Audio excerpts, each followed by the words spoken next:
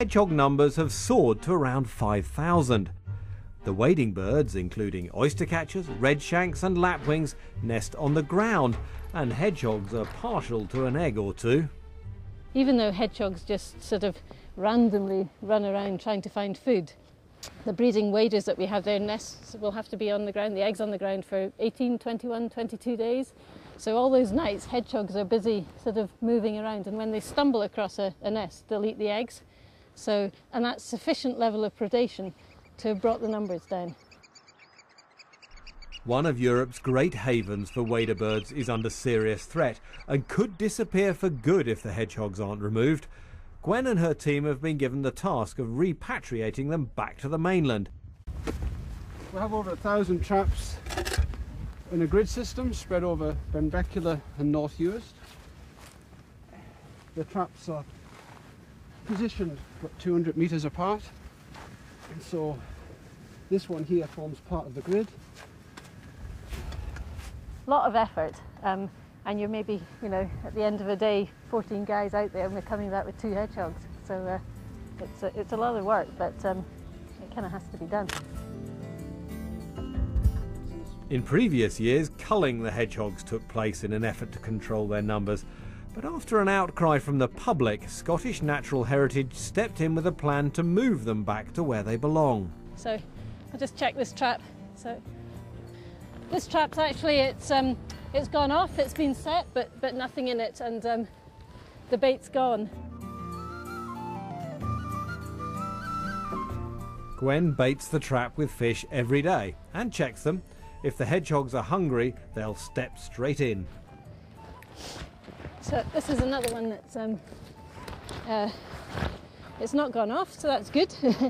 Slogging around the fields all day, every day, can be exhausting, but Gwen knows how important her work is. If we don't do anything to get rid of the hedgehogs, these bird populations will continue to go down, and there may be, you think there's a lot here, but there should be many, many more.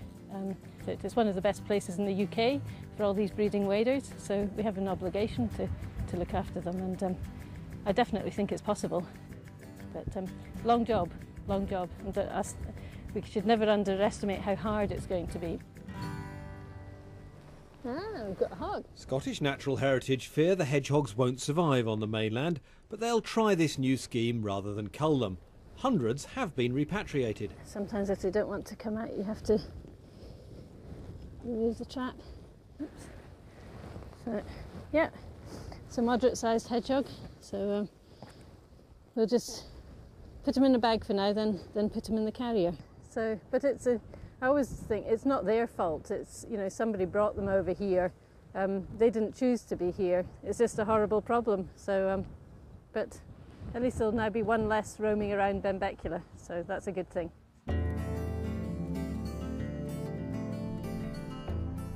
There's a new home waiting on the mainland for this little chap, but first stop is a field centre to check he's fit enough to make the journey.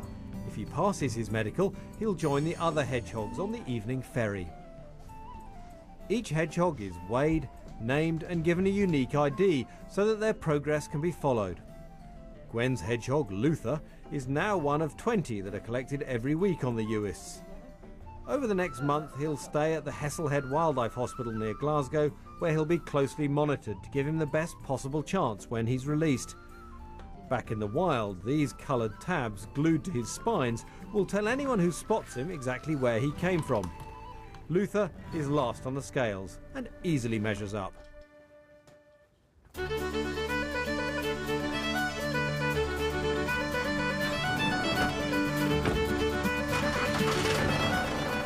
Luther joins the other hedgehogs for the short ride to the ferry that will take them to their new life across the water.